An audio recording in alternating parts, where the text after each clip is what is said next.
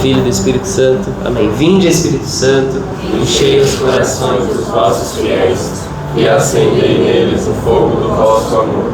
Enviai o vosso Espírito, e tudo será criado, e renovareis a face da terra. Oremos. Ó Deus, que instruíste os corações dos vossos fiéis com a luz do Espírito Santo, fazei que apreciemos retamente todas as coisas, segundo o mesmo Espírito, e gozemos sempre da sua consolação.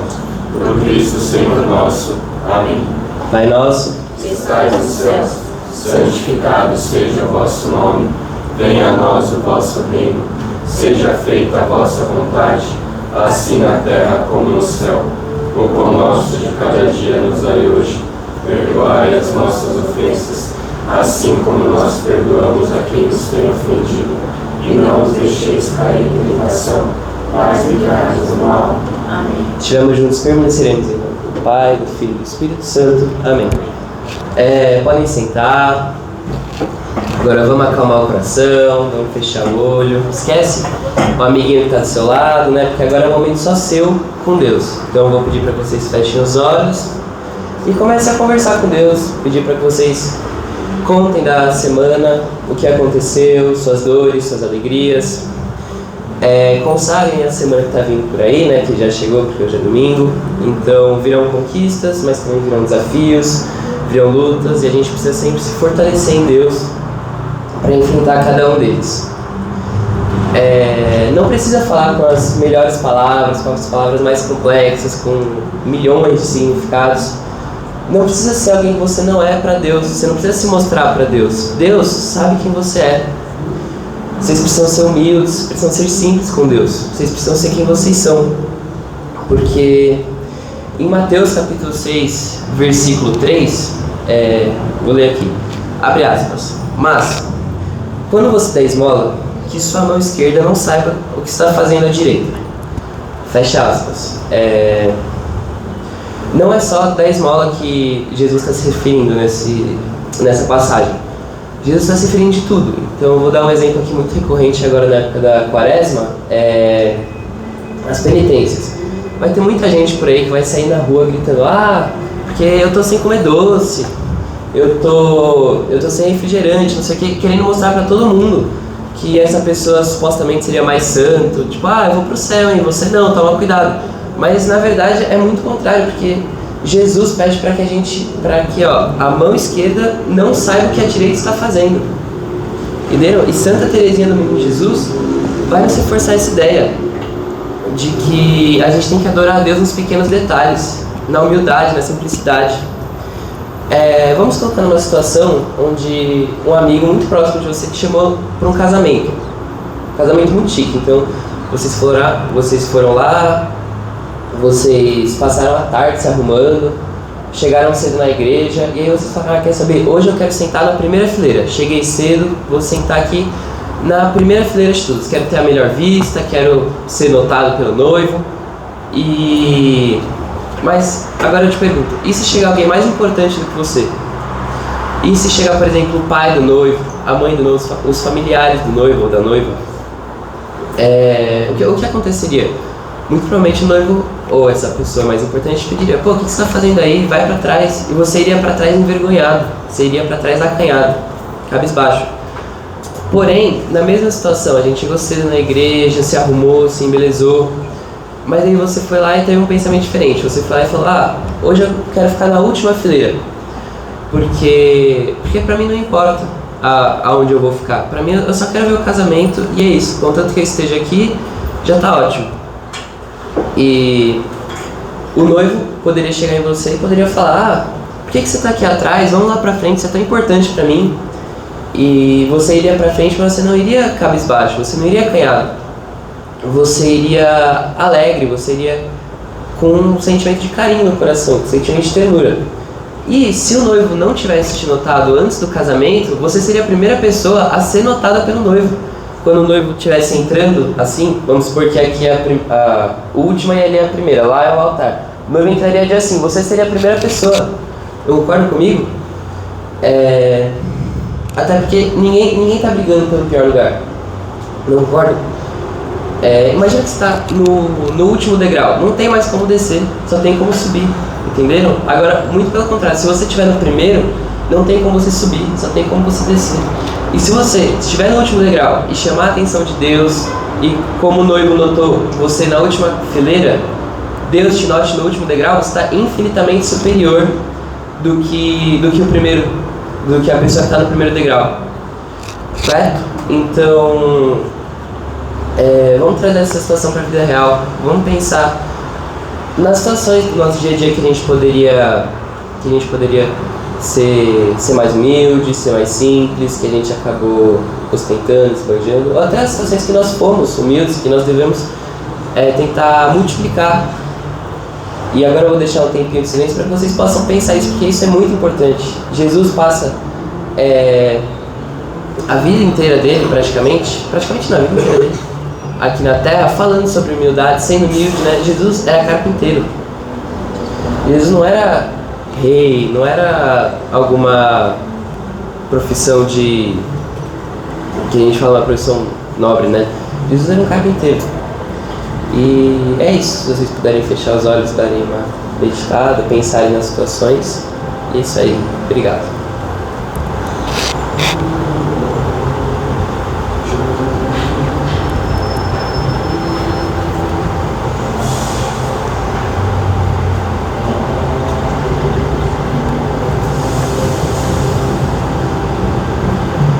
Agora eu quero chamar o Pribe e a Antonella, que vão dar a aula de hoje. Palmas, por favor.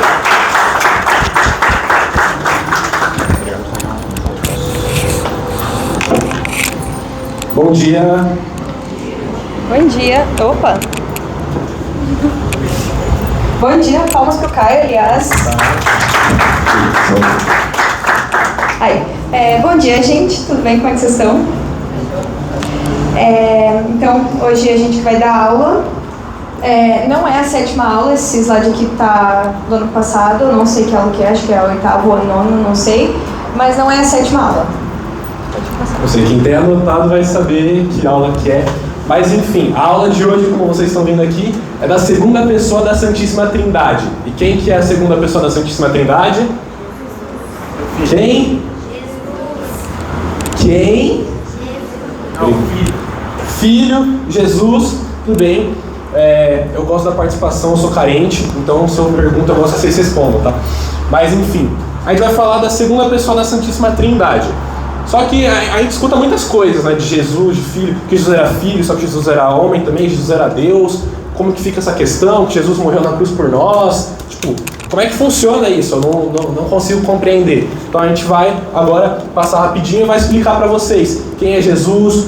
A gente vai passar por tudo, né? A gente vai dividir, digamos, em 3 partes, né? O antes dele se encarnar, quando ele se encarna na sua vida privada e a sua vida pública. Digamos que a gente vai dividir nessas 3 partes. Hoje a gente vai falar só das 2 primeiras partes, que é antes dele se encarnar e quando ele se encarnou durante a sua vida privada, tá bom?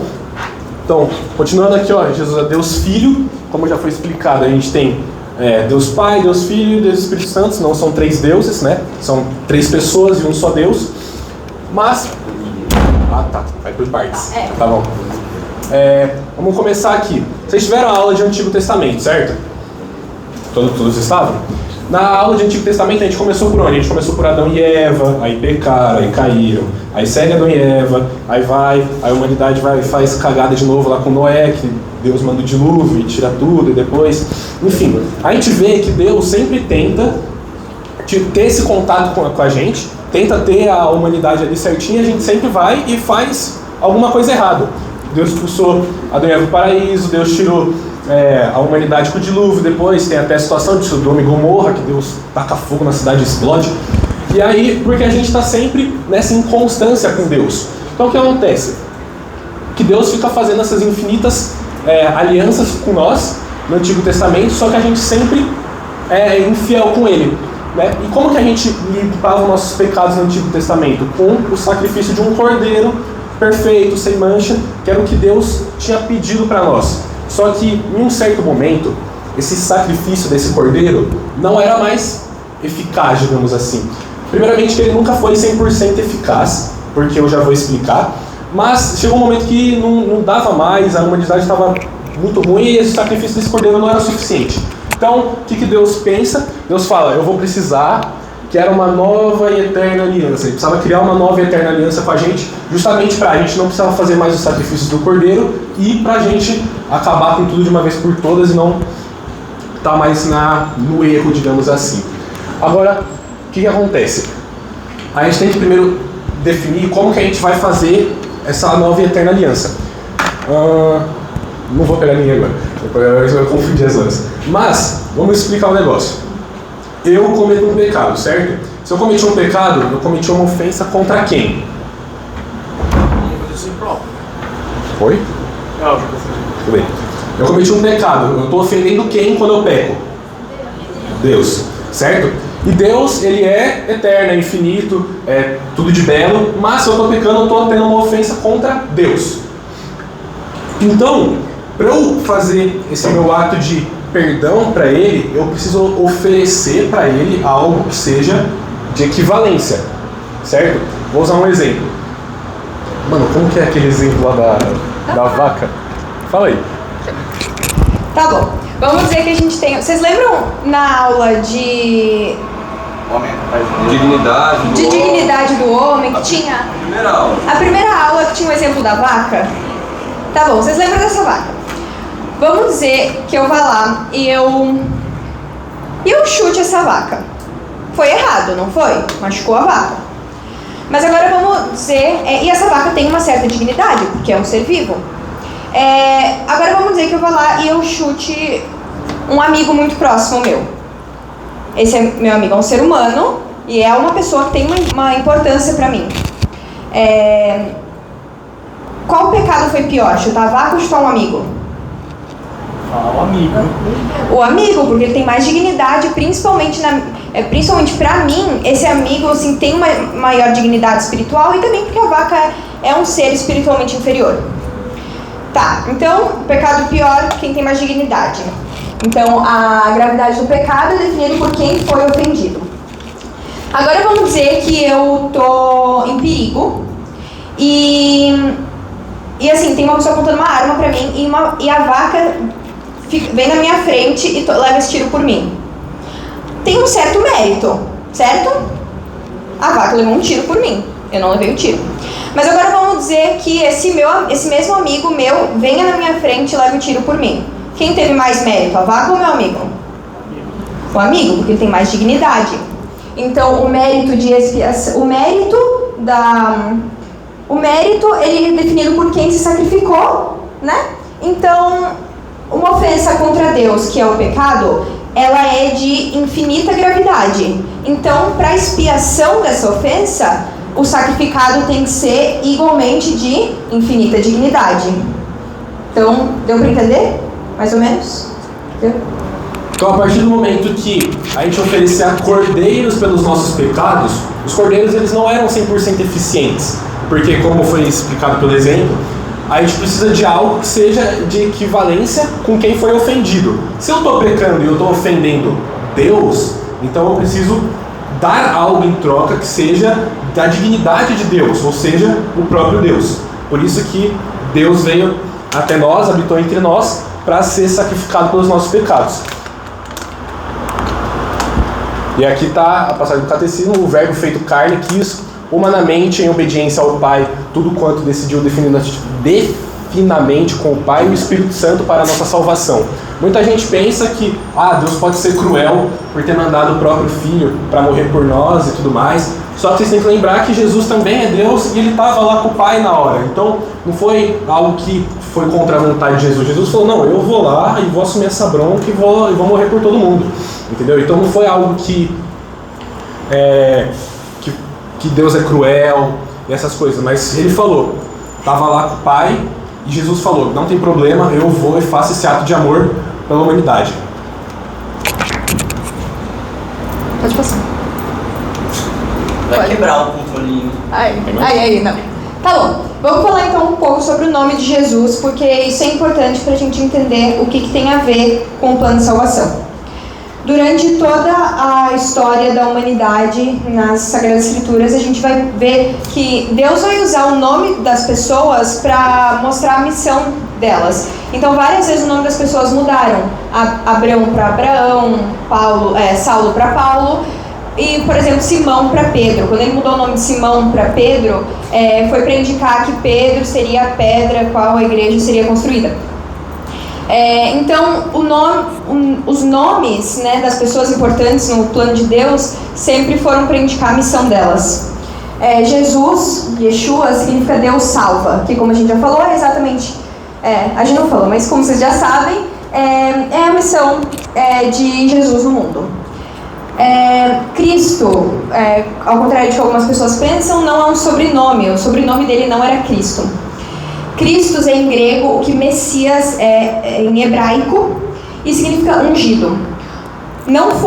Esse termo não foi a primeira vez que foi usado na história. No Antigo Testamento, 3 tipos de pessoas eram chamados de ungido, eram ungidos por Deus: os profetas, os reis e os sacerdotes. Alguns. E Jesus, então, ele é chamado do Cristo porque ele plenamente, completamente, ele cumpriu essa missão tanto de rei, quanto de profeta e quanto de sacerdote. Isso se chama da tripla missão. A tripla missão de Cristo. Então, no Antigo Testamento, como eu falei, 3 tipos de pessoas eram chamadas de ungido. Os reis, por exemplo, como rei Salomão. Os sumos sacerdotes, aqueles que faziam os sacrifícios e que ligavam a humanidade com Deus. E alguns profetas, como Moisés, Isaías e Jeremias. Como eu já falei, Jesus plenamente cumpriu essas 3 missões. Ele não só, ele é literalmente o Cristo Rei, o Rei de toda a criação, mas ele também, eventualmente na sua vida, ele foi o Rei que foi coroado de espinhos. Ele não é apenas o sacerdote que faz o sacrifício no altar, mas ele também foi o sacrificado. E ele não só, como os profetas, ele prega o reino de Deus, mas ele também foi, como muitos outros profetas, incluindo João Batista, ele foi rejeitado por muito da sociedade, por muito do povo judeu. A gente vê até naquela passagem que ele foi para Nazaré, até tentaram matar ele por blasfêmia, né? Então, a gente vê que ele de fato cumpria essas 3 missões, tanto de uma forma como a gente já conhecia do Antigo Testamento, como dando um significado mais pleno, mais espiritual de cada um deles. Nós como cristãos, somos chamados a compartilhar nessas missões. Nós somos chamados, como reis, a juntar os tesouros no céu, a não juntar tesouros na terra. Então, virtudes, santidade. Nós somos chamados a participar como profetas, evangelizar e levar as pessoas a Deus. E também como sacerdotes, no sentido de levar as pessoas, de unir Deus à humanidade. Mas também, ser cristão não é fácil. A gente também é chamado a participar dessas 3 missões pelos sacrifícios que são necessários. Agora eu vou falar então um pouco por que o Verbo se fez carne. O Verbo se fez carne porque Jesus veio para a Terra. O Filho de Deus, então, assume a natureza humana. Ele é Deus, está lá no céu, ele vem para a Terra e ele assume a natureza humana. A gente vai falar um pouquinho mais disso mais para frente. Então, o catecismo ele vai nos dar 4 motivos por que Jesus veio na Terra. O primeiro foi para nos salvar, para nos reconciliar, para consolidar essa nova e eterna aliança. Só um detalhe, eterno é porque é uma aliança que reconciliava os pecados do passado, do presente e os do futuro. Não só a partir daquele momento todos os pecados, não, os do passado também. Então, para nos salvar. Segundo motivo muito bonito, para que nós conhecêssemos o amor de Deus. Durante toda a história, a gente vai ver que realmente Deus amava o seu povo e os judeus sabiam disso. Mas, quando Jesus vem à Terra, o próprio Deus vem à Terra, assume uma posição inferior de humano e morre pela gente com muito sacrifício, com muito sofrimento, é quando a gente realmente percebe que o amor de Deus é uma coisa que a gente nunca vai conseguir compreender, que é muito maior do que a gente achou. E morrer na cruz foi o maior ato concreto de amor na história. Terceiro, para ser nosso modelo de santidade. A definição de ser santo é literalmente se assemelhar a Cristo.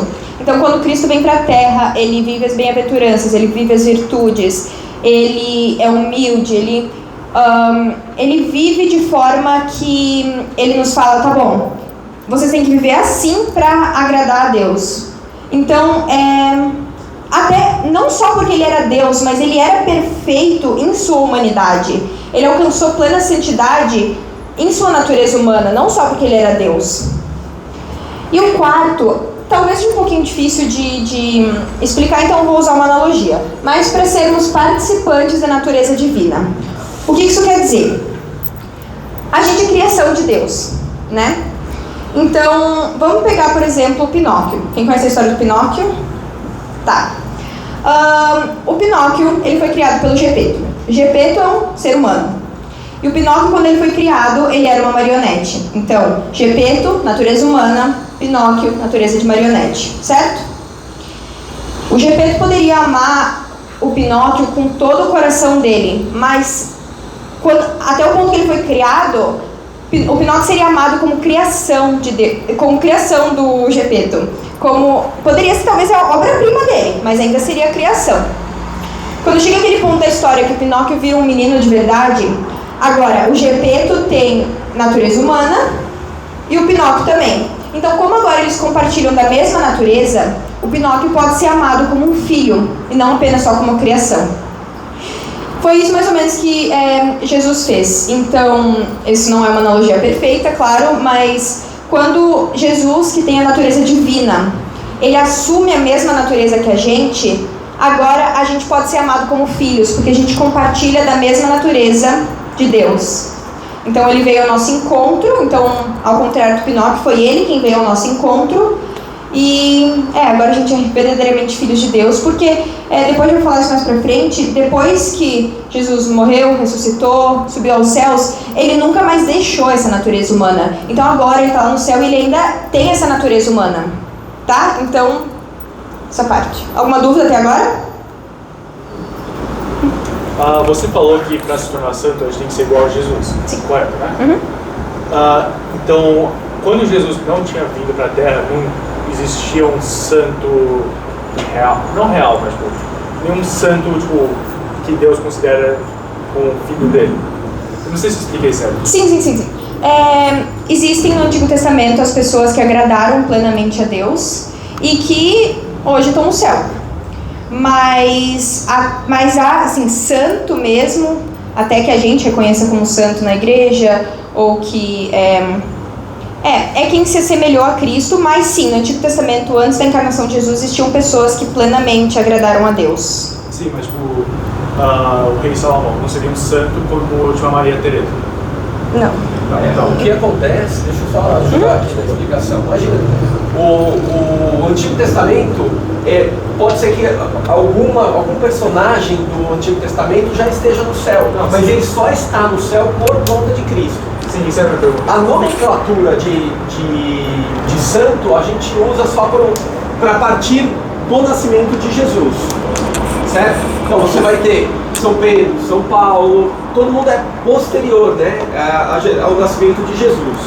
No Antigo Testamento a gente tem homens que eram justos. A gente usa não a palavra santos, mas usa a palavra justo, né? Agora, se eles cumpriram a vontade de Deus, se eles estavam dentro do coração de Deus, né, eles são salvos por Jesus, sempre. Posso fazer uma última pergunta? Claro. Os santos que eu conheço da minha própria formação vão direto para o céu, pulam o purgatório. Esses homens justos não foram para o céu direto. Eles não foram porque Jesus não tinha vindo para... quando eles morrem, Jesus ainda não tinha nascido. Então você pega, por exemplo, Moisés. Moisés, ele viveu 600 anos antes de Jesus.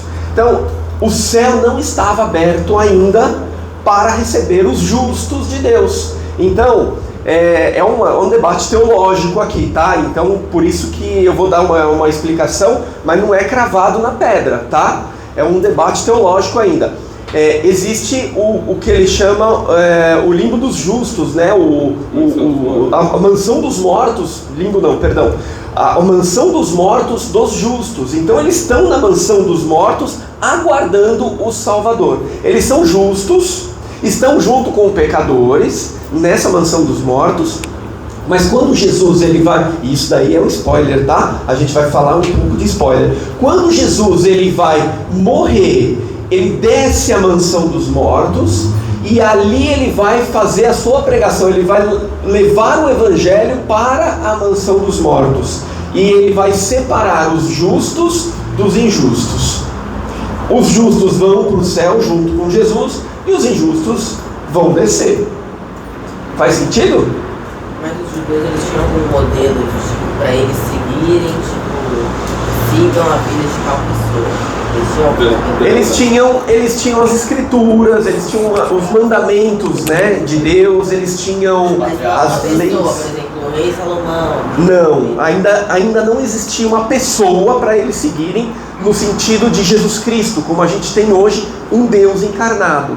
Então, eles tinham o quê? Eles tinham os profetas, eles tinham as escrituras, né? E Deus falava através dos profetas. Deus fala nas escrituras ainda hoje. Deus fala dentro do nosso coração, assim como lá no passado, falando o seguinte: olha, você não pode matar. É contra os 10 mandamentos, mas também é uma coisa que está escrita aqui, certo? Então, não, pode participar. É bom, o primo gosta, viu? O primo gosta. Afinal é carente. Eu sou carente. Afinal ele é carente. Você entendeu? Então eles tinham algumas coisas para seguir, mas ainda eles não tinham a verdade em pessoa, a verdade completa ali, que é Jesus Cristo. Tudo bem? Claro. Os judeus ainda acreditam que vai vir um Salvador ainda? Eles acreditam que vai vir um Salvador ainda. Eles não entenderam Jesus ainda como o Salvador, como o Messias. Só que o Salvador para eles é alguém político, alguém que vai libertar o povo. Eles acreditam que é um rei mesmo. É um rei mesmo, vai vir à terra e vai... Só que Jesus, o nosso rei, o rei que veio, ele veio pobre, ele veio numa manjedoura, ele veio... passou sofrimento, né? Então na cabeça dos judeus é uma contradição. Como é que o rei vai nascer desse jeito? Pobretão, morrendo na cruz. Não, ele é um rei de glória, né? É isso que eles estão esperando. Tá bom? Vocês lembram da aula de Antigo Testamento que eles eram falando que o povo judeu sempre foi perseguido, sempre sofreu muito? Então por isso que eles acham que o Salvador e o Messias que tem que vir é alguém político, é alguém que vai livrar o mundo das tiranias dos reinos e vai ser um rei instituído, e não como a gente entende que o Messias veio para livrar a gente do pecado, que é o que ele realmente veio fazer. Mas por isso que eles entendem que o Messias é alguém político, por causa de toda a sofrência que eles passaram, por toda a perseguição e tudo mais. Mais alguma dúvida? Alguém quer perguntar? Dando continuidade, agora eu vou explicar a questão que a gente falou, de Jesus ser Deus, mas também ser humano. Porque... Deixa eu passar tudo aqui. Enfim, vamos lá. Aqui está escrito que Jesus, na sua encarnação, assumiu a natureza humana. Agora a gente vai distinguir em duas coisas. Existem, como a Antônia estava explicando na questão do Gepeto e do Pinóquio, Gepeto era humano, então ele tinha a natureza humana e tinha a natureza de boneco do Pinóquio, né? Para nós existe a natureza divina e a nossa natureza humana. Então, a partir do momento que Jesus vem e ele se encarna no ventre da Virgem Maria e nasce, ele se torna um humano também e ele tem essa natureza humana. Mas aí vocês podem perguntar, mas ele não é Deus? Então como é que fica essa natureza divina e essa natureza humana? André, vem aqui, palmas para o André, que eu vou tentar fazer uma analogia. Todas as analogias que a gente faz, essas analogias nunca são perfeitas, porque algumas coisas não tem como explicar perfeitamente. Mas eu vou tentar explicar. O André, ele é o que do Crisma? Coordenador. Quero coordenador. O André é o coordenador do Crisma. Só que o André também é meu amigo, certo? Meu parça. Se eu chego e falo, eu quero falar com o coordenador do Crisma, quem vai chegar para falar comigo? O André. Só que daí eu chego e falo, eu quero falar com o André. Quem vai chegar para falar comigo? O André. Só que, ao mesmo tempo que eu estou tendo uma conversa com o André, eu estou tendo uma conversa com o coordenador do Crisma também. E ao mesmo tempo que eu estou falando com o coordenador do Crisma, eu estou falando com o meu amigo. E essas duas naturezas, digamos assim, a natureza de coordenador e a natureza de amigo, elas não vão se separar porque elas estão na mesma pessoa. Só que é uma consciência só e duas naturezas. Obrigado, André, pode sentar, que é que eu explico. Mas isso é só para vocês entenderem um pouco de como funcionava. Então Jesus, ele era humano, ele tinha a sua natureza humana e essa natureza divina. E não pensem que é 50-50 ou era tela dividida. Não... Oi? Ele não tinha bipolaridade, não era assim que funcionava. Calma aí rapidinho.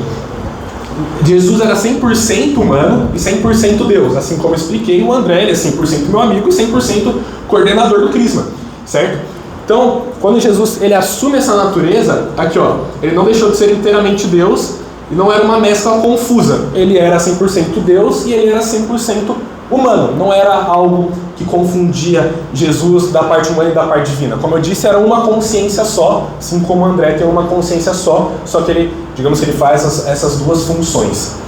Ele tinha as duas naturezas, Deus é onisciente, então desde a consciência dele de criança pequena, ele já sabia no futuro dele que Deus é Já chega aí. Está no segundo slide. Está no próximo slide. Mas enfim, ele nasce com as duas naturezas e as duas naturezas são inseparáveis. Porque ele é divino, ele é eterno e ele é humano, uma vez que ele veio humano, morre e ressuscita e vai para o céu de corpo e alma, ele continua sendo humano para sempre. Próximo slide. Qual que é o nome dessa união? Ah, foi mal, nem falei. União hipostática, é bem difícil o nome, hipostática, não é hipotética, é hipostática, né? União hipostática. Seguindo, como eu disse, Jesus ele também foi humano, porém ele não era como nós, mas ele era humano. Como eu falo, quando ele era como nós, ele não era o quê? Ele não era pecador, porque ele é igual aos homens em tudo, menos no pecado, porque ele era Deus também. Deus não tem pecado, Deus é perfeito. Então, ele assume a nossa natureza humana, só que ele também tem a natureza divina, por isso que ele vem sem pecado. E seu conhecimento e amor eram de humanos. E você falou, né, que a pergunta dele foi que, como ele tinha a natureza divina, ele também era onisciente, onipotente e sabia do seu futuro. Jesus, como humano, ele era Deus também, e ele tinha onisciência e onipotência. Só que essas onisciências e onipotências, eles eram mascaradas para Jesus também ser humano. E essas onisciências e onipotências eram desmascaradas quando convinha a Deus. Então, quando Jesus ia realizar um milagre, quando Jesus ia discutir, digamos, com os fariseus da época, ele precisava debater ali, né? Tinha que ter um debate, ou ele precisava curar alguém. Jesus desmascarava a onisciência e onipotência e revelava para Jesus tudo o que ele precisava ali na hora, pois ele escondia de novo. Senão ele seria só um Deus num corpo. Seria um Deus num corpo, exatamente essa natureza humana não agiria, digamos assim. Mas, como eu disse, Jesus era igual a gente em tudo, então nasceu sem falar, precisou aprender a falar, precisou aprender a andar. Isso é muito bonito de se ver, que um Deus, ele veio e fez a mesma coisa que a gente. Ele veio, precisou aprender a falar também, aprender a escrever, foi carpinteiro, trabalhou com São José, Nossa Senhora deu de amamentar para ele. Então ele era um humano como nós, mas com a sua natureza divina.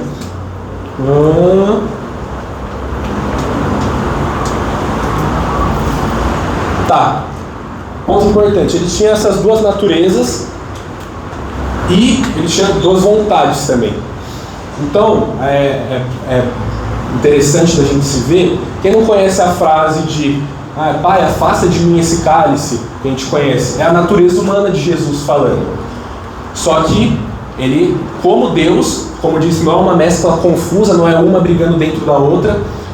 Quem vai tomar o controle, ele tem essa natureza humana que sofre. Jesus sofreu, como mostra aqui, ele morreu, sofreu, foi açoitado, sentiu dor, mas ele tinha a natureza humana também, a natureza divina, e ele tinha a natureza humana que pedia, né? Pai, se for possível, afasta de mim esse cálice, mas ele, na sua natureza humana, sabia que ele precisava passar por isso, assim como se o André, ele precisa tomar as decisões difíceis do Crisma, a parte de amigo André pode doer, mas a parte de coordenador, digamos que prevalece, né? Alguma dúvida de união hipostática? Conseguiram entender bem? Dando continuidade, a gente vai chegar agora na vida privada. Lembra que eu falei que a gente divide em três, né, digamos, a parte da vida de Jesus, antes da encarnação e encarnação, e agora a gente chega na vida privada. Tá bom.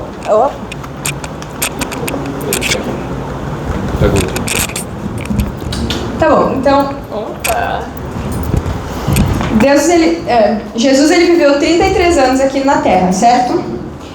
Desses 33, quantos deles foram passados pregando, curando, fazendo milagre? Quantos desses, vocês sabem? Foi 3. Exatamente, obrigada. Foram 3. Foram 3 anos que ele passou em sua vida pública. Então, o que aconteceu nesses 30 anos? Bom, é a vida privada. A gente não sabe muita coisa, então a gente vai falar um pouco do que a gente sabe pelas escrituras. Começar então antes do nascimento de Jesus com a anunciação. A gente começa aqui com essa moça de 15 a 16 anos, chamada Maria, que ela um dia estava rezando e o anjo Gabriel aparece para ela e ele fala essas palavras: Ave cheia de graça, o Senhor é convosco. Vocês conhecem essas palavras? Tá bom. O que o anjo Gabriel fala para ela? Ele fala que Maria foi escolhida por Deus para ser a mãe do Verbo encarnado. Tá bom. Para uma menina adolescente, isso parece uma notícia muito chocante, que ela ia ficar grávida e que o filho dela ia ser Deus. É difícil. Mas como Maria a vida inteira ela viveu uma vida extremamente justa, por isso até que ela poderia ser considerada... obrigada.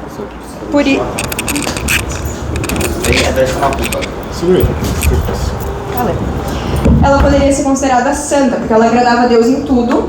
Ela imediatamente fala: eis aqui a escrava do Senhor, faça-se em mim segundo a vossa palavra. O que isso quer dizer? Eu não sei o que vai acontecer, mas que seja feito o plano de Deus. Maria só tinha uma pergunta para fazer. Nessa época, ela estava noiva de um homem chamado José.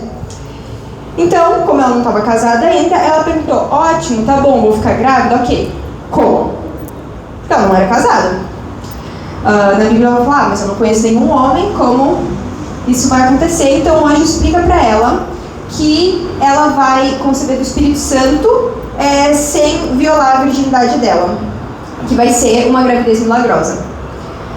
Daí sim ela fala: eis aqui a escrava do Senhor, faça-se em mim segundo a vossa palavra.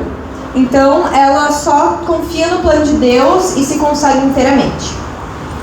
Nessa época, a gente precisa dar um contexto aqui, mulheres que eram acusadas de adultério, elas eram apedrejadas publicamente. Então, se Maria ela aparecesse grávida antes do casamento com São José, ela ia ser humilhada e apedrejada. Obrigada. Ok. Mas São José, o noivo dela, ele era um homem muito justo, ele era um homem muito justo, muito santo. Então ele decide silenciosamente rejeitar Maria. Ele fala: não vou falar nada, vou só ficar na minha, assim, não sei o que eu vou fazer, mas eu não quero que ela seja humilhada, né? Nisso aparece um anjo para ele num sonho. São José, ele sempre vai receber visões de... Deus vai falar com ele muito nos sonhos, tão santo que ele era, que até dormindo Deus falava com ele, né? Mas ele vai receber um anjo num sonho que ele vai falar: tudo isso é plano de Deus, casa com Maria, ela vai ter um filho, chama ele de Jesus. Foi isso que ele soube num sonho. Ele confiou plenamente no plano de Deus, recebeu Maria como sua esposa e ele foi... então ele é o pai adotivo de Jesus, o pai terreno de Jesus. Tá, eu comprei. Antes de falar da próxima parte... Nossa, o microfone é diferente. Mas, antes de continuar falando, algo interessante de São José, que a gente fala que São José era um homem muito justo. Por que ele era um homem muito justo? Justamente pelo que a Antonella falou, que sabendo da gravidez que Maria conta, ele vai e abandona ela em segredo, porque ele podia denunciar, podia não ter confiado, e Maria ia ser apedrejada, e aí acabou pra nós, né?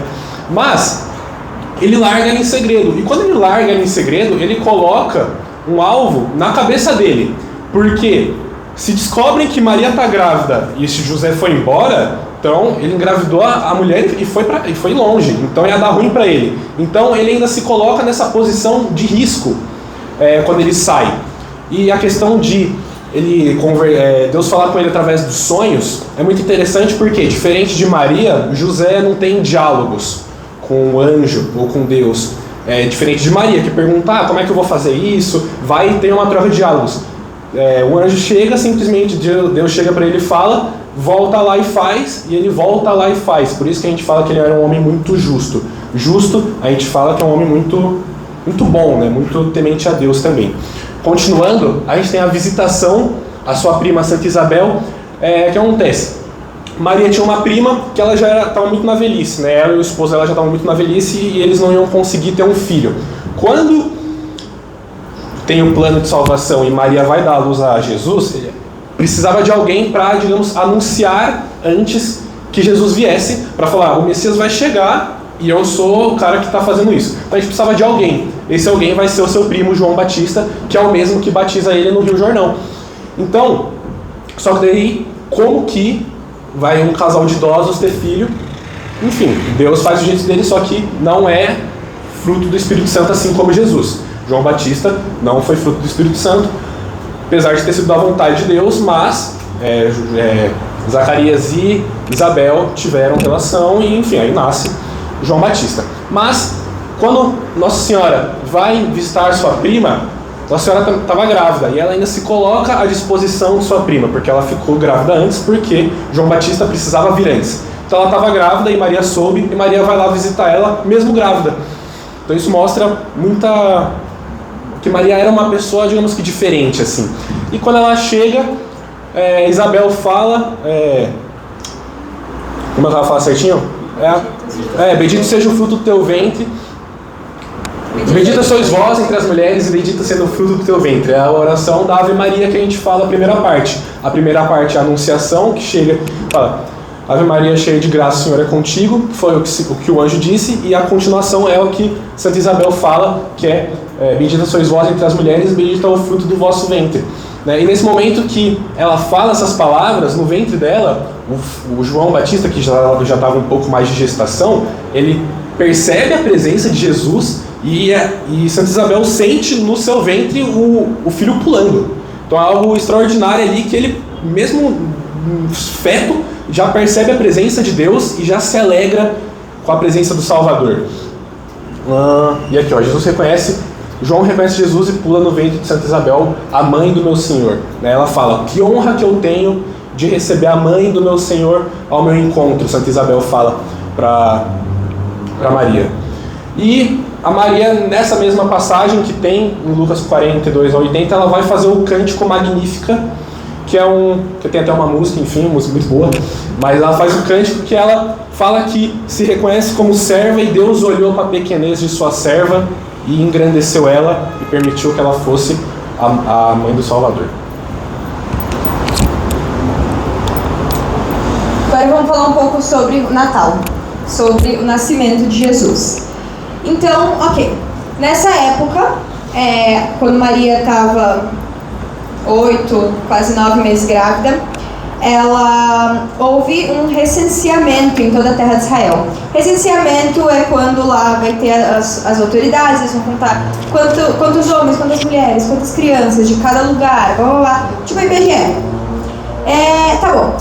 E Maria era de Nazaré, mas como São José era o chefe da família e ele era de Belém, toda a família foi para Belém, porque cada um tinha que voltar para a terra natal do chefe da família, ou seja, São José. Então vai lá, Maria, 9 meses grávida, num burrinho, até Belém. Mas, como nessa época estava tendo deslocamento de muita gente, assim, todo mundo que era de Belém, mas não morava em Belém, teve que ir, ficar em alojamentos, a hora que eles chegaram, Maria estava quase dando luz a Jesus, não tinha mais lugar onde eles ficarem. Até que chega num lugar, daí eles falam, olha, não tem mais quarto, não tem mais onde vocês ficarem, mas só para vocês não ficarem no frio, tá de noite, tem um estábulo com os bichinhos. Então, aqui, para destacar a pobreza de espírito da Sagrada Família, de São José e de Nossa Senhora, São José muito bem poderia ter falado assim, como assim minha esposa está grávida de Deus, vocês saiam do quarto, deu um jeito, né? Não, mas eles são muito humildes e em sua humildade eles aceitam o que é possível. Então Maria dá a luz ali em meio aos bichinhos e deita Jesus na manjedoura. Manjedoura é o lugar onde ficava a comida dos animais. Então é isso, ele nasce e é posto na manjedoura. Um detalhe importante, a Bíblia vai nos dizer que esse era o primogênito de Maria. Primogênito geralmente se refere tem gente que fala que se refere ao filho mais velho, mas não é, se refere ao primeiro filho. Esse foi o filho que fez de Maria uma mãe. Não quer dizer que Jesus teve irmãos, Jesus não teve irmãos, até porque, e isso vai ser falado numa aula mais pra frente de Nossa Senhora, Maria permaneceu virgem antes, durante e depois do nascimento de Jesus. Jesus não teve irmãos. Sou eu? Sou eu. Tá bom. Nessa época, então, quando Jesus nasceu em Belém, apareceu uma nova estrela no céu. E 3 líderes de religiões pagãs, os reis magos, eles viram que teve essa estrela e eles, como eram pagãos, eles usavam as estrelas, eles falaram, alguma coisa está acontecendo, vamos ver né? Eles ficaram sabendo que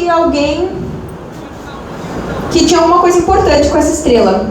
Então eles chegam lá até o rei dessa região, que era o rei Herodes, e eles perguntam, tipo, a gente soube que nasceu alguém importante, um salvador, ou alguma coisa assim, onde que ele tá?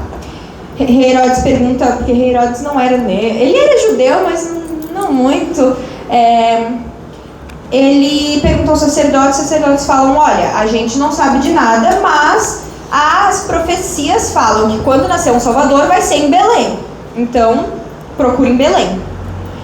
Nessa época, como já falaram, até hoje os judeus acreditam que o Messias vai ser um líder político. E nessa época, Israel estava numa situação de muita instabilidade política, de governo. Por isso, quando Herodes descobriu que teria a possibilidade do Messias ter nascido, ele enfrentou isso, ele viu isso como uma ameaça ao seu trono. Então, ele olha para esses 3 reis magos e ele fala, olha, quando vocês conhecerem quando vocês conhecerem o Salvador, me avisem onde ele está, que eu quero ir lá adorar ele. Ele não queria ir lá adorar ele, mas foi isso que ele falou para os reis magos. Quando eles encontraram o menino Jesus, os 3 reis que não eram judeus, eles reconheceram a divindade de Jesus e eles se prostraram diante dele. E eles trouxeram presentes para Jesus. Um deles trouxe ouro, e isso para nós representa que Jesus era de fato um rei. Eles levaram um incenso, que representa que Jesus era Deus. Até hoje a gente usa incenso na missa, para levar as orações a Deus. E eles deram mirra. Mirra é uma planta que é usada até hoje, mas principalmente naquela época, usada para fazer produtos que são usados no corpo, então cosméticos, coisas assim. E isso representa então que Jesus era homem. A vida dos reis magos vai nos dizer uma coisa muito importante, que Jesus não veio só para salvar os judeus, e principalmente não veio só para salvar o povo escolhido, um povo específico, e sim que ele veio salvar a humanidade inteira, então tanto os judeus quanto os pagãos. Como a Antonella disse, Jesus ele era o primogênito de Maria. Então, no costume judaico, você tinha que oferecer, você tinha que consagrar esse primogênito para Deus, né? Quem era judeu e você tinha um filho, você tinha que levar o seu filho no templo e você consagrava esse menino a Deus. Só que eles foram e fizeram isso. Só que vocês podem pensar, né, por que eles fizeram isso, né? Jesus é Deus, tipo, como que a gente vai consagrar o menino a Deus se ele já é Deus? Mas isso é só uma amostra de uma frase muito boa que Jesus fala um dia discutindo. Ele fala que ele não veio abolir a lei, né, mas aperfeiçoá-la. Então eles seguem perfeitamente todos os costumes judaicos, até porque Jesus, Maria e José, eles eram judeus. Então eles tinham que cumprir os costumes da época. Então, nasceu o menino, eles foram e apresentaram um templo, assim como Maria foi se purificar, porque dos costumes da época Maria tinha que fazer a purificação. Oi. Enfim. Então eles cumpriram o que eles tinham que cumprir como judeus. Isso mostra também a humildade de a gente é judeu, vamos fazer direitinho. Independente se eu estou com Deus aqui no meu colo, a gente vai cumprir nossos costumes. Tá, agora a gente vai falar sobre outra passagem da vida de Jesus.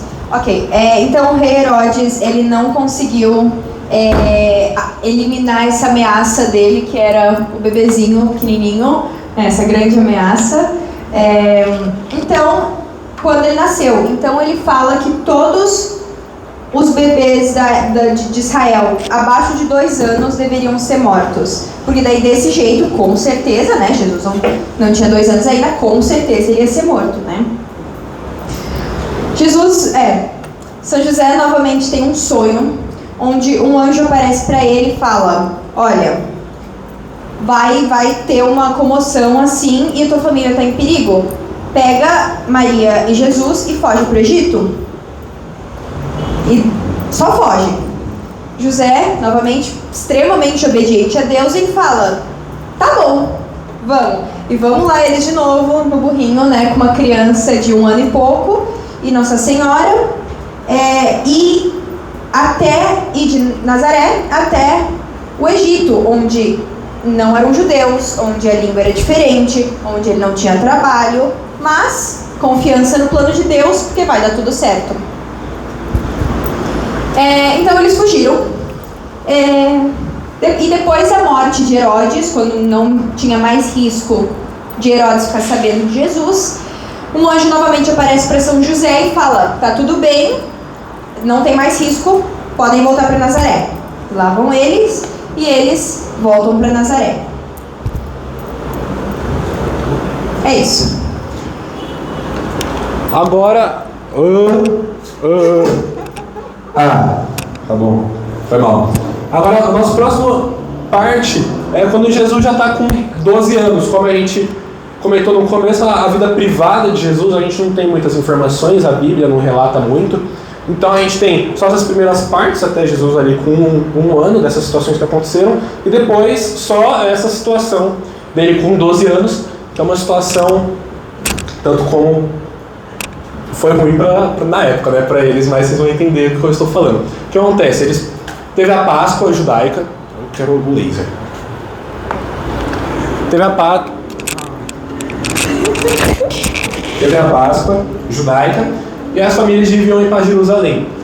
Só que, quando eles foram voltar, Jesus acabou ficando na cidade.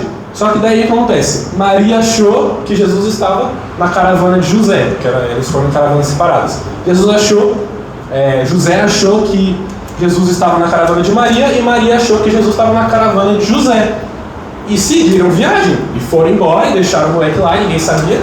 Porque na cabeça de Maria, Jesus estava com José, na outra caravana, e na cabeça de José, Jesus estava com Maria. Então, tudo certo, não temos com que nos preocupar agora.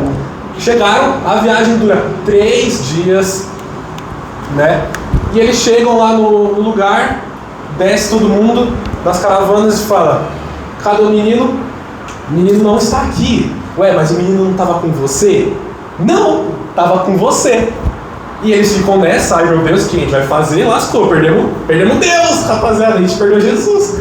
O que a gente vai fazer agora? Então eles decidem voltar para procurar. E eles voltam de novo para a cidade, e quando eles chegam lá procurando, eles chegam no templo e Jesus está lá sentado e discutindo com os teólogos da época. Isso é o que você perguntou aqui, nesses momentos que eu comentei, que a onisciência de Jesus é desmascarada para ele conseguir ter essa conversa, conseguir ter esses debates.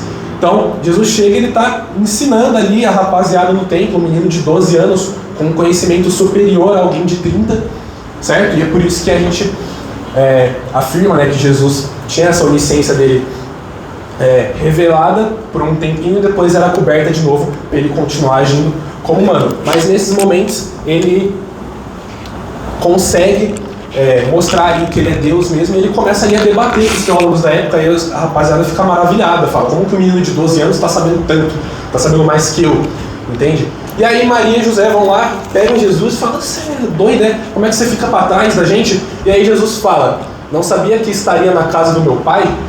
Jesus fala isso, porque o templo era o lugar que você ia para adorar a Deus. Então ele fala, você não sabia que eu ia estar aqui, na casa do meu pai? Entendeu? Mas Jesus volta depois, e isso mostra a submissão aos seus pais, que Jesus, ele, durante esses 30 anos que ele ficou na vida privada, ele é submisso a José e Maria. Pode passar. Tá, os próximos 18 anos da vida de Jesus a gente não sabe nada, exceto que ele viveu uma vida de extrema santidade. Então ele cumpria os 10 mandamentos, ele cumpria os mandamentos judeus, ele trabalhava com São José, ele era submisso a José e Maria. E tem aqui uma passagem no Tratado de Devoção à Santíssima Virgem, de São Luís de Montfort. É um livro muito bonito, aliás, mas tem uma passagem aqui que vai nos dizer: Jesus Cristo deu mais glória a Deus, submetendo-se a Maria durante 30 anos, do que se tivesse convertido toda a terra pela realização dos mais estupendos milagres. Então, essa vida que ele teve, que aparentemente, os primeiros 30 anos da vida eram aparentemente normais, né? Lembrando que ele era Deus, foram mais agradáveis a Deus do que se ele tivesse pego esses 30 anos e tivesse convertido o mundo inteiro. Agora eu pergunto para vocês, então, esses 30 anos foram menos importantes do que os outros 3? De acordo com a Bíblia, parece que foram mais importantes. A gente não consegue necessariamente afirmar que foram mais importantes, mas de fato eles foram extremamente importantes, porque era Jesus se preparando para o ministério público dele e nos dando de fato esse manual de santidade, como a gente pode viver, como Santa Teresinha disse, né, nem todo mundo foi feito para glória, para grandes obras, né? Nem todo mundo foi feito para ir para as cruzadas, para vencer uma guerra. Então, esses 30 anos que ele passou nos ensina sobre como viver a santidade no dia a dia e também e também é uma forma até de nos sinalizar que a honra à Santíssima Virgem e a São José são extremamente importantes. E a Bíblia também vai nos dizer que nesse tempo Jesus crescia em estatura e graça diante de Deus, estatura, sabedoria e graça diante de Deus e dos homens. É isso. Palmas.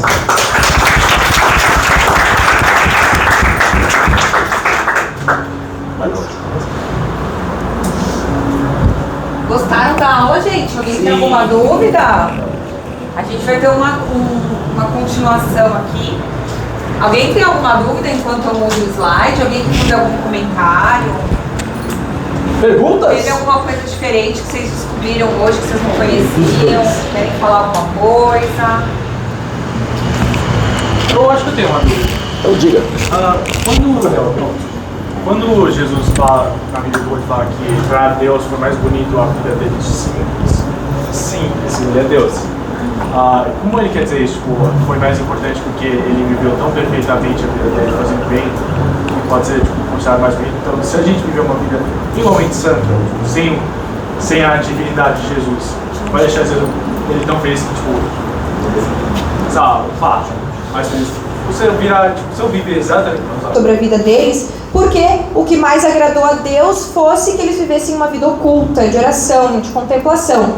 Então, a santidade não é medida no tamanho das obras, e sim no amor que é com que são feitas essas obras. Cada um tem a sua vocação, alguns são chamados a aparecer mais, outros menos, mas a simplicidade permanece sendo extremamente importante, independente da sua vocação. Um grande exemplo que a gente tem é Santa Teresinha. Santa Teresinha, ela criou, né, vamos dizer assim, a via fácil, né, a pequena via.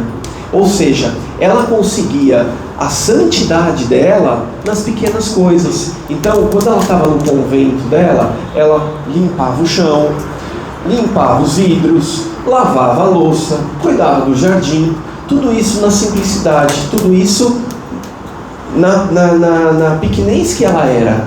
E isso agradou tanto a Deus, mas tanto a Deus, que a gente pode falar que a vida simples dela, a vida do dia a dia, da rotina dela, é que vai agradar mais a Deus do que ela como uma missionária, né? E hoje ela é padroeira dos missionários, vocês sabiam disso?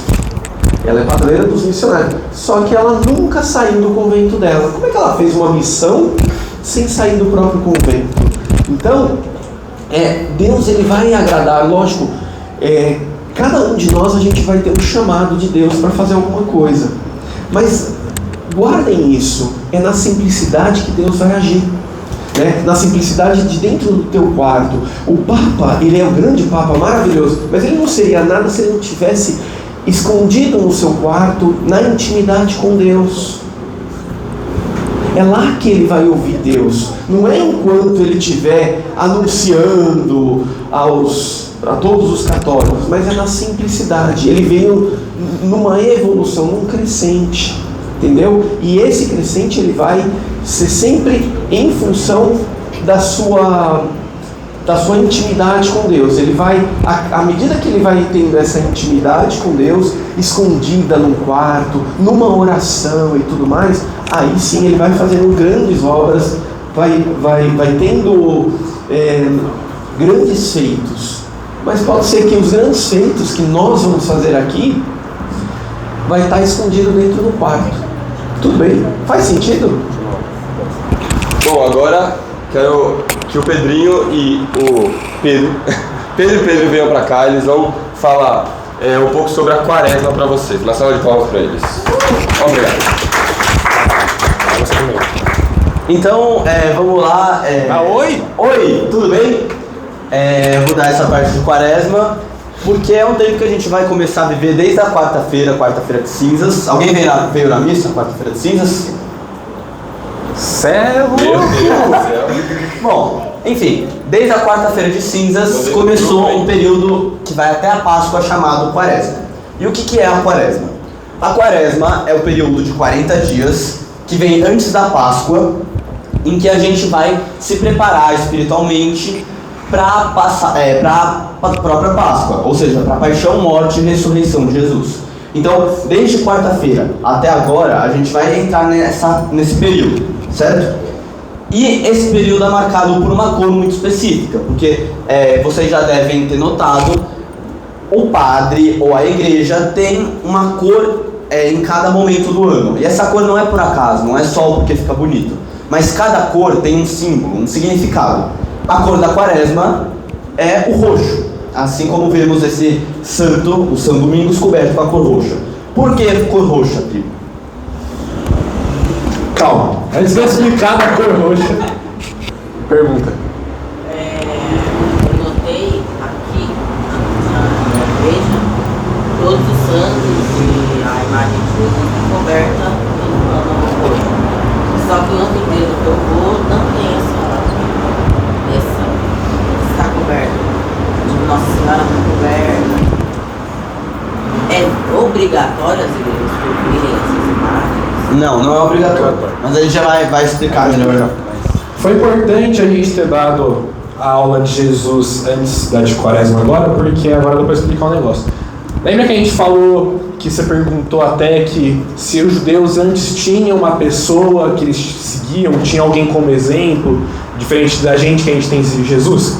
Exatamente, a gente tem Jesus como um exemplo para nós. Então o que Jesus faz e as ações dele, a gente também replica na nossa vida. Que quando acabar aqui, rezo que todos vocês vão para a missa do meio-dia, mas vai ser exatamente o evangelho de hoje, a parte que Jesus foi para o deserto e ficou 40 dias sendo tentado, é o evangelho da missa de hoje. Então, Jesus, ele é batizado por João Batista e vai para o deserto e fica 40 dias lá sendo tentado, e vocês vão ver no evangelho como que vai estar. Mas Por isso que a gente também fica esses 40 dias. Porque esses 40 dias de jejum e oração, que foi o que Jesus fez no deserto, a gente também vai fazer para se preparar. Porque Jesus fez esses 40 dias para se preparar para o ministério público dele. Como a gente disse, tem a vida privada e a vida pública. Ele terminou a vida privada, se batizou e foi para o deserto para se preparar, que ele ia realizar o ministério. Então nós, como os cristãos, a gente vai ficar esses 40 dias também se preparando para a chegada da Páscoa, que é o momento em que Jesus se entrega por nós na cruz. Ó, tô slide agora. Mas é o momento que Jesus se entrega por nós na cruz. Então, esses 40 dias é justamente para a gente se preparar, e não se preparar só dentro da igreja, até porque a gente não está a quaresma não é um local físico, mas é um tempo que a gente vive. Então, seja na igreja, seja em casa, escola, trabalho, a gente está vivendo a quaresma. Então, respondendo a pergunta do porquê que a gente usa o roxo. O roxo, ele simboliza penitência e luto. O luto pode ser representado por preto também, mas é uma situação específica. Vocês ainda vão ter uma aula passando pelas cores. Mas o foco do roxo é simbolizar a penitência, porque agora a gente está na quaresma, e o que comumente a gente faz na quaresma é fazer uma penitência durante esses 40 dias. Quem aqui tem uma penitência já? Quem não tem, por favor, arrume alguma. Mas a gente usa o roxo para simbolizar a penitência, porque a gente está fazendo penitência, e também toda vez que a gente vem na missa, o padre está de penitência, porque é um período de... Calma aí, tem um slide. Aí a gente chega lá, para explicar o que é penitência, que foi o que o André disse.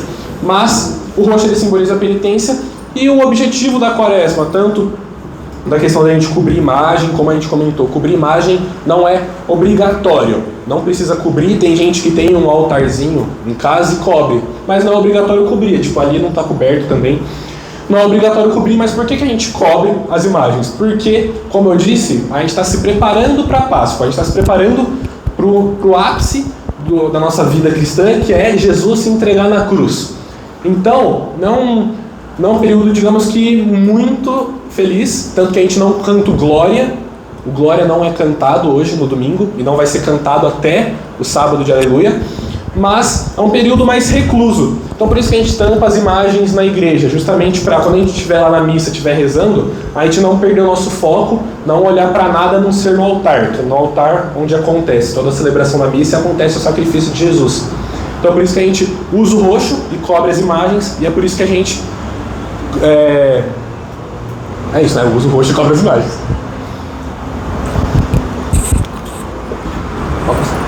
Enfim, o sacerdote utiliza a cláusula roxa e a igreja coberta por pano roxo. E aqui, como o Prigo já falou, a nossa quaresma, o nosso tempo de preparação nesses 40 dias, vão espelhar o tempo que Jesus passou no deserto. Então, depois de ser batizado, vocês vão ter uma aula na semana que vem sobre vida pública. Depois de Jesus ser batizado, ele vai passar 40 dias no deserto, jejuando e rezando. Por quê? Porque assim ele se preparava espiritualmente para a sua vida pública. E aí, no meio desse jejum, dessas abstinências, Jesus ficou 40 dias sem comer e sem beber nada. Nossa, como é que ele conseguiu? Se a gente ficasse 40 dias sem comer e beber, a gente morria. Pois é, ele conseguiu porque ele não só é humano, mas ele também é Deus. Então, por ser Deus, ele conseguiu ficar todo esse tempo sem comer. E aí chegou um momento que o demônio veio tentar Jesus. E aí ele tentou Jesus com 3 coisas. A primeira foi, ele chegou para Jesus e falou: Jesus, eu sei que você está passando fome. Então eu queria saber que se você realmente é o Filho de Deus, pega essa pedra e transforma em um pão para você poder comer. Só que aí o que Jesus disse? Não só de pão vive o homem, mas de toda a palavra que sai da boca de Deus. Ele pega a pedra e joga no demônio assim, taca no demônio, sai daqui. Enfim, por quê? Porque o demônio queria tentar Jesus com o pecado da gula, com o pecado da carne. E aí, vendo que Jesus não caiu na tentação, o demônio vai lá e tenta mais uma vez. Ele fala: Jesus, se você é o Filho de Deus, se joga daqui de cima do monte, e aqui seus anjos vão segurar você para não deixar você cair. Então estava testando a glória de Deus, se ele era realmente Deus, e o orgulho, para ver se Jesus iria ser orgulhoso nessa hora. E aí Jesus fala: não tentarás o Senhor seu Deus. E aí tem a terceira tentação, que é o demônio falando: se você se curvar perante mim, eu vou te dar todos os reinos da terra, vou te dar tudo que eu controlo pelo pecado, vai ser seu. Então, se você se prostrar diante de mim e me adorar, em vez de adorar a Deus, eu vou te dar a terra inteira. E o que Jesus responde? Jesus responde: adorarás somente o Senhor teu Deus e vai-te embora daqui. E nesse momento Jesus fala: sai! Demônio, sai daqui, chispa, o demônio vai embora. Então, a gente vê que Jesus, a gente falou, né, que Jesus era Deus, ele conseguiu passar esses 40 dias sem comer e sem beber, mas justamente por ele ser humano também, que ele pode ser tentado. É importante a gente ver os dois lados, do lado dele ser Deus e conseguir passar por tudo, mas do lado dele ser humano e também tentar, também sofrer, também sentir fome, enfim. E aí, o demônio tentou, né, das 3 coisas. A primeira foi a gula, né, transformar a pedra em pão, um pecado carnal. A segunda foi o orgulho, né, dele se jogar e se mostrar toda a glória. E a terceira foi a ganância, de ter todos os reinos para si, de ter toda a terra para si. E assim, nesse tempo de quaresma, a gente é chamado a combater esses 3 pecados. A gente é chamado a combater a gula pela penitência, pelos pecados, a gente é chamado a combater os pecados carnais pelo jejum, pela abstinência, pelas mortificações. A combater o nosso orgulho pela caridade, pelas obras de amor. Nossa caridade... falei orgulho? Orgulho é pela oração, desculpa. Então, para a gente saber que a gente não consegue chegar ao céu senão por Deus, a gente reconhecer, ser humilde o suficiente para reconhecer que a gente precisa de Deus. E a nossa ganância pela caridade, para a gente não ser apegado aos bens materiais, mas para doar aos outros, para fazer obras de amor, certo? Então, a gente é chamado a fazer essas três obras durante a quaresma, que o Primo vai explicar agora com mais detalhes. E as 3 obras são os 3 pilares, e a gente vai destrinchar aqui cada um para conseguir explicar melhor para vocês entenderem. E o primeiro pilar é o da oração, que é o mais principal, digamos assim, e não só no período da quaresma. A oração ela tem que estar presente durante toda a nossa vida, sendo na quaresma ou não, a gente sempre tem que estar rezando. Porque, como a gente disse, Jesus é Deus, veio, uniu nós inteiramente a Deus, como a gente explicou, se fazendo homem, morre pelos nossos pecados, ressuscita e sobe aos céus.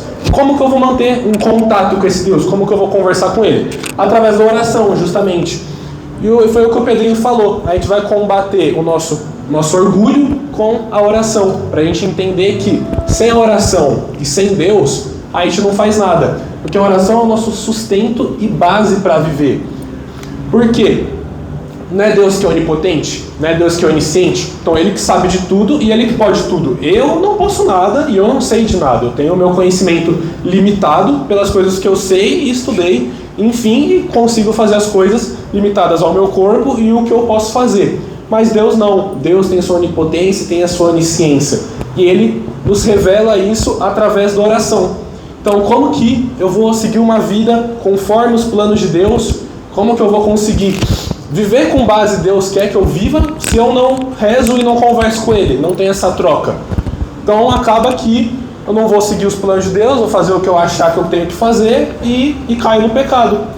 Que é o que muitas vezes acontece. Porque a gente não tem intimidade com o nosso Senhor, que a gente consegue através da oração. Então, por isso que é sempre bom rezar, sempre bom estar lá. Não é... Tem uma passagem bonita do Evangelho, que foi o Evangelho de quarta-feira, quem veio na missa escutou, mas o Evangelho é o seguinte, que Jesus, lá no Sermão da Montanha, ele fala: quando você for dar caridade, quando você for fazer penitência, quando você for rezar, não faça isso aos olhos dos outros. Então você está fazendo penitência, perfuma o rosto e sai na rua. Você vai dar caridade, que sua mão direita não faça o que sua mão esquerda está vendo. E se você for rezar, se tranca no seu quarto, que o seu pai, que vê o que está no culto, vai te dar a recompensa. Então Deus quer isso. Ele não quer que a gente faça as coisas para se mostrar para os outros. A gente tem que fazer porque quer ter uma boa relação com Deus, e faz porque a gente tem que ser boas pessoas e faz de coração aberto. Quem faz caridade, quem faz penitência ou quem reza com frequência não está fazendo isso para os olhos de ninguém. Ninguém faz isso para a glória própria. Então, se eu vou dar uma caridade porque eu quero ser uma pessoa boa e eu quero ajudar aquele necessitado, pouco importa se tem alguém gravando, tirando foto, fazendo, ou eu faço e posto uma foto, falo, acabei de ajudar aqui alguém. Então a gente tem que fazer essas coisas no silêncio, no secreto. né? E outra coisa importante da oração é o nosso autoconhecimento, de a gente estar ali na intimidade com o nosso Senhor e a gente reze, e ali no momento quieto, meu e Deus, no quarto, que eu vou perceber exatamente o que eu preciso, qual ferida em mim que eu ainda preciso curar, e Deus vai nos revelando e vai nos curando de pouco em pouco. Por isso que a gente adquire também muito autoconhecimento através da oração, porque a gente percebe o que está de errado, o que precisa melhorar, como que Deus pode me ajudar. O segundo pilar da quaresma é a caridade. E o que é a caridade? É você se oferecer aos outros. Então, por exemplo, a caridade é você dar uma esmola para um mendigo que está pedindo. Mas não só isso, não é só entregar os bens materiais, mas é você se doar. Então, se eu não tiver dinheiro para dar para a pessoa, não puder por causa da minha condição financeira, eu posso doar, eu posso fazer caridade de outras formas. Por exemplo, dedicando meu tempo a alguma pessoa, fazendo com generosidade, alegria, tudo isso é uma forma de caridade.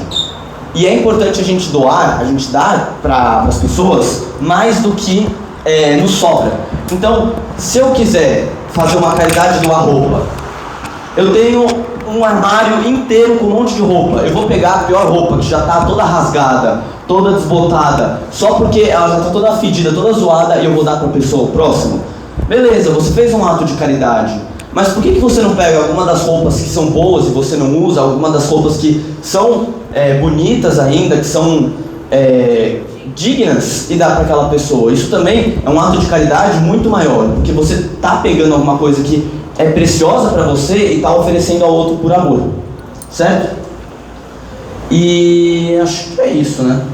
Pedrinho comentou que caridade pode ser eu indo de encontro e gastando meu tempo com alguém. Quando a gente fala de caridade, a gente só pensa em, foi o que o Pedrinho falou, ajudar os mais necessitados, doar roupa, comida, enfim. Só que caridade, muitas vezes, não necessariamente precisa ser para alguém que está nessa situação. Caridade pode ser para o seu amigo do lado, para sua amiga do lado, que estão aí, que você não percebe, mas às vezes ele pode estar triste, pode estar precisando de um ombro amigo, pode estar precisando conversar, e você está aí do lado e não ligando.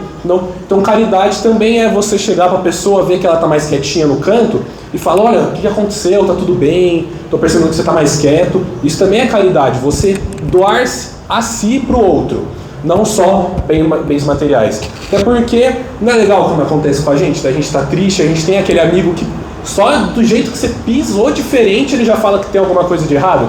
Então, se eu também preciso desse carinho, dessa acolhida, o outro também precisa, e eu preciso reconhecer isso. Então caridade é muito mais do que material, e sim do humano com o humano. Então, se eu vejo o Pedrinho triste, eu chego e falo, ó Pedrinho, pô, tá cabisbaixo, o que aconteceu? Não tá conversando, tá quieto na tua, entendeu? Então esse ato de eu chegar pra ele e falar, muitas das vezes ele pode nem me contar nada, mas só do ato de eu ter me preocupado e estar lá do lado dele, já faz uma enorme diferença pra ele. E, colocou aqui, dar além do que sobra, eu esqueci de comentar, mas a gente tem que parar também, no quesito de oração, de dar só o tempo que sobra para Deus. Não tem essa, vou rezar se der tempo, vou ficar aqui de boa se eu conseguir, eu leio um trecho da Bíblia, eu rezo uma dezena. Gente, não tem essa. A gente tem que dar um tempo para Deus, porque Ele é Deus. Ele é Deus, não tem como, Ele é nosso Pai, Ele que sabe o melhor pra gente. E Ele pede isso pra gente no domingo. Hoje é domingo e Ele pede 1 hora do nosso dia pra gente ir lá e ver a missa e tudo mais, participar. Só que Ele também quer um pouco do nosso dia a dia. Ele quer que a gente tire um tempo pra Ele do nosso dia a dia. E não é só dar o que vai sobrar.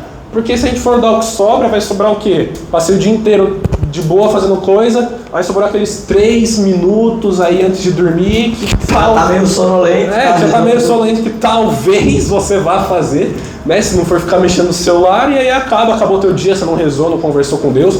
Como que eu vou ter intimidade com Ele se eu não tiro uma parte do meu dia e entrego para Ele? Entende? Então, convido vocês a fazer essa reflexão de, preciso dar, não o que está sobrando para Deus, mas sim uma parte do meu tempo. E o último pilar é a penitência. Primeiramente, vamos explicar o que é penitência. Penitência é um sacrifício voluntário que você escolhe. Claro que tem que ser algo condizente. Vamos lá. A gente está vivendo o período da quaresma, e no período da quaresma a gente faz penitência durante esses 40 dias. Então a gente vai ficar esses 40 dias fazendo penitência. O que seria uma penitência? Ou você retira algo que você gosta, ou pode muitas vezes acrescentar algo Que você não gosta. que você não gosta, exatamente, porque é um treino para o autodomínio, eu já chego lá. Mas a penitência por exemplo, vou ficar sem refrigerante na quaresma, vou ficar sem doce, vou tirar minha rede social na quaresma. Isso é uma penitência, se é algo que você faça bastante. Não adianta eu chegar e falar, vou parar de tomar café. Eu nem tomo café, isso não é penitência, você está fazendo nada, entendeu? Porque você já não toma café, não é algo sofrido para você, entende? Então você precisa fazer algo que realmente pegue para você, e aí por isso que serve o autoconhecimento da oração. Você no seu íntimo reza, percebe, entende o que vai ser mais sofrido para você conseguir fazer uma boa penitência. Então, a penitência, além de ser um sacrifício voluntário, é um caminho de conversão. Porque a gente está treinando o nosso corpo, a gente treina esse nosso autodomínio para superar as nossas limitações. Ou seja, a gente vai ficar esses 40 dias sem doce, sem refri, sem o que vocês estão fazendo, né? O que a gente faz. Mas a gente fica esses 40 dias sem algo, por exemplo. A gente vai treinar o nosso corpo para se desprender do material, para se desprender para eu conseguir controlar as minhas próprias vontades.